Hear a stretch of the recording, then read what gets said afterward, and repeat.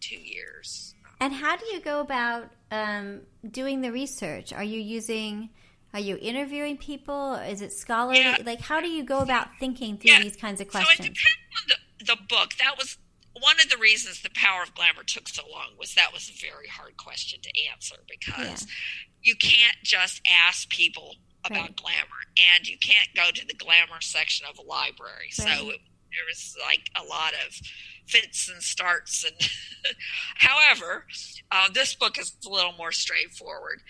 It's a combination of mining the relevant scholarship, of which there is a lot, depending on what the specific topic is, whether that's in textile archaeology or economic history, that sort of thing. And academia.edu is my great friend, among other sources. The fact that I don't have to go to the library and look in physical journals is very helpful. Oh, I so agree. And I also do. This book has also had a lot of travel, where I go and observe or participate in something that will be relevant to the book. So I went to a conference in sort of a textile-oriented gathering in Cusco, Peru, that was all about traditional Andean weaving and spinning. And so I saw people who do these things, and I also took some workshops on how to do certain things. And then there were also talks, like academic talks. I go to a lot of conferences because that's a good way to get to the, what's being done now, and also meet people that I interview. I went to Lubbock, Texas to interview people about how technologies of harvesting cotton have changed. Interesting. And I observed a cotton harvest. Oh. And I went to Iowa State, which is an odd place because it's in the Corn Belt, but there's a guy who's one of the chief, best-known cotton geneticists who's there, and also a greenhouse of all kinds of cotton plants. So it's this combination of interviews with people who do things in textiles or know about textiles, interviews with scholars, experiential things, museums, and a lot of reading and library research. It's very cool. Well, I can't wait. I want to pre-order it right now. Sounds really awesome. It's due. The manuscript is due in June of 2018. I hope I will make that deadline. Very cool. And then after the manuscript is turned in, how long does it take for it to become a book? Usually a year. Oh my goodness, that's a long time. Yeah, 9 months to a year. Yeah. And is there a lot of editing, going back and forth, or adding? Most of that time, there may be, but most of that time is not editing time. Most of that time is to give the marketing people and the sales force a chance to figure out how they're going to sell it and market it, and then plus the production. And, there's copy editing and stuff. Yeah. And then what about sort of the photographs? Are you taking photographs as you go in these pieces? So this one, my editor and I agreed that we would address the question of photographs down the road, that we would figure out what, if anything, we wanted to do with photographs after I'd written some. The Power of Glamour had to have a lot of photographs, and I had to source them, and it was a huge job, and it was extremely expensive. Because you were paying, you didn't rely on fair use. You paid because it's a commercial book. You paid for permission. I mean, there are things in there that are kind of fair use, but they're really things that are not, where the copyrights have expired.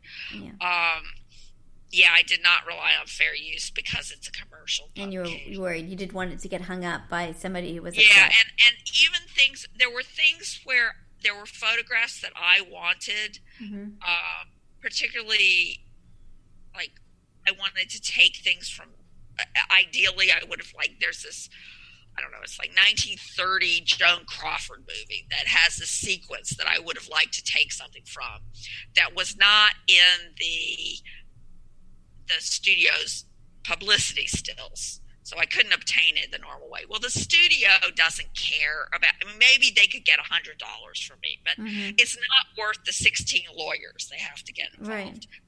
It would be a classic case of fair use, because it would actually even be transformative, because I would be taking something from a video and doing a screen capture of it. And you're commenting, criticizing it. So Schuster isn't going to let me do that because they're crazy.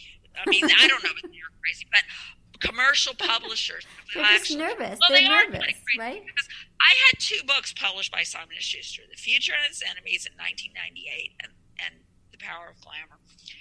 And The Future and Its Enemies is just full of quotations. It has no pictures, but it's full of quotations.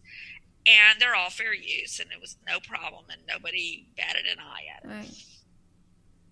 When I tried to use long quotations, and I'm not talking about like long as a percentage of the total thing I was quoting, but in The Power of Glamour, my editor kept saying it needs to be shorter, it needs to be shorter, it needs to be shorter, you know. And so I cut things down to as much as I could and not lose it, and then decided, okay, here's where I'm going to go to the mat if it becomes an issue, but it didn't.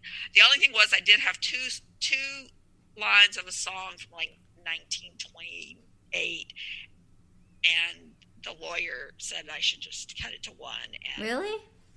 That's so weird. Did you guys check to see if they were still under copyright, or you knew they were still under copyright? It was after 1923, so it probably was, although it's possible it wasn't renewed. It was just a blues song. Right. I mean, it wasn't, it wasn't something that people were making tons of money off of. Yeah. So. But one of the things that, I discovered in that process with all those photos is that a lot of times you can't get permission, not because somebody wants to deny you permission, but just because it's not worth their trouble. Yeah. So I actually I can send it to you. I have a Pinterest board on photos I wanted to use in The Power of Glamour and couldn't. That's really cool. I love that. That's really interesting. And now they're on Pinterest, and I say what happened. You know? That's really cool. I would love a link to that. That's really interesting. Yeah. My other hat is a project that's been going for 10 years called The Durationator, and it determines the copyright status of any work anywhere in the world. You put in some data, and it gives you information. So that's my superpower, is determining whether something's under copyright in the public domain. The quilting is my kind of hobby project. I've also written about copyright because I even have a speech that I give on copyright. You do? Which is, I mean, it's not designed for like experts. It's designed. What do you say? What are your feelings? It's called something like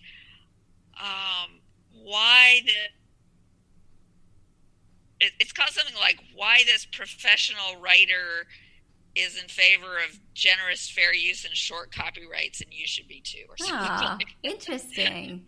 That's like I'm not against copyright, but I'm against long copyrights and lots of. Well, I mean, it's an economic mechanism that's it's interesting to see, like, when it matters and when it doesn't. So right. Super interesting. Well, that's cool. You should send me a link. I'd love to see more of that as well. That's really interesting.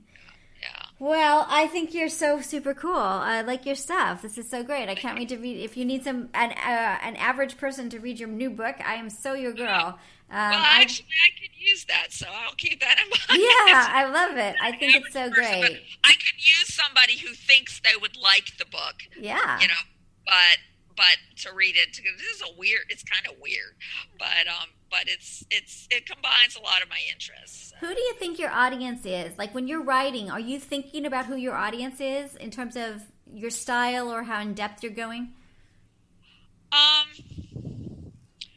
have certain things, not necessarily at the moment that I'm writing, but I've been a professional writer since 1982.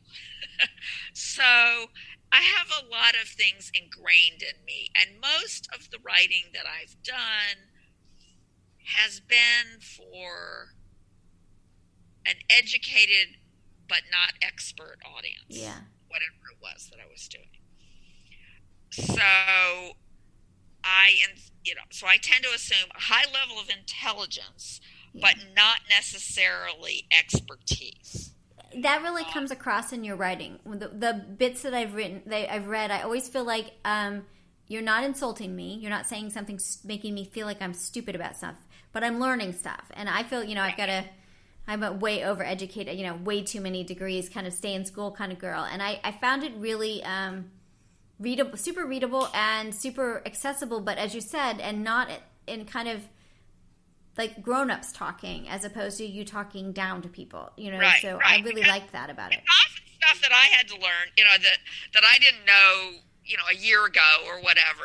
It's and the other thing is, but at the same time, I also want to write in such a way that people who are experts will at least find it not wrong. Yeah, that's hard, right?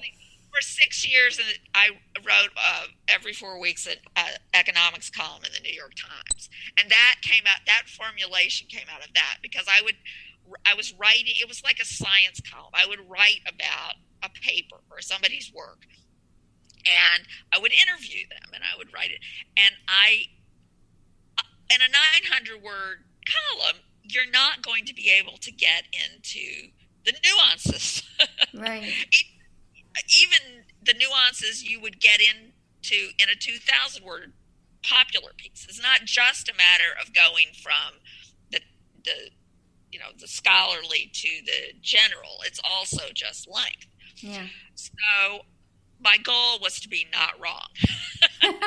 I like that. And I got a big reputation among economists. I mean, they all came to trust me because I was not wrong. Yeah. That's really hard, right? Being the pressure of being not wrong is pretty strong. Yeah, right. So it's now obviously sometimes there are controversies, and I'm actually dealing with this. I dealt with this a little bit in the fiber chapter in my current book, in a couple of places. One, it's a really esoteric controversy, and it happens to be that the people who are on the other side, from the side I took in the chapter, are like all friends of mine. I don't know what's going to happen with that, but I don't think it really matters. And actually, it's a controversy that it doesn't detract. Whichever side you pick, it doesn't detract my job. Interesting. And the other one is a controversy that really shouldn't be a controversy, but is, because it gets people's political commitments are engaged. Interesting. And it gets nastier than it need be, because really people agree on 90% of things. Well, this is super great. Well, I'm working. So this project is, how projects can kind of explode on you. So this one has just gone all over the place. But one of the things we're doing are a couple of law review articles, and one is on the originality of polka dots. So I'll send you when we get it done. But if you happen across anything on polka dots, because you can't get a polka dot until you get industrialization, where you can get the weaving to be the same. Right. So, right. And then also, it just makes me think of your stuff. I'll have to send you the draft. You can include it if you want. But it's the other thing that we've learned is, like, Minnie Mouse's dress, they couldn't, or the little skirt, they can't put it into the animation for quite some time because they don't have the technology to do it. Oh, that's really interesting. Isn't that interesting? Yeah. And then the courts have all these cases on whether it's a real polka dot, if it's a polka dot or not a polka dot, and they never really talk about, like, what's a polka dot, right? They all assume they all know what a polka dot is. Right. So it's become this really, and of course my dean is like, I'm sure there are textile or fashion historians who've actually studied the evolution of polka dots. Exactly. So I got to get more into that. But it did make me laugh, because when I had to explain to my law school dean what I was working on, I was like, well, the originality of polka dots, which there turns out to be a lot of cases. Yeah. Another thing that's, I don't know, you might be interested in is when dyes were new in the 19th century, there was this whole thing about naming them. They had to name. It's like anything. Really? It's like you get your nails done or whatever. OPI Right. has crazy names for their different colors of nail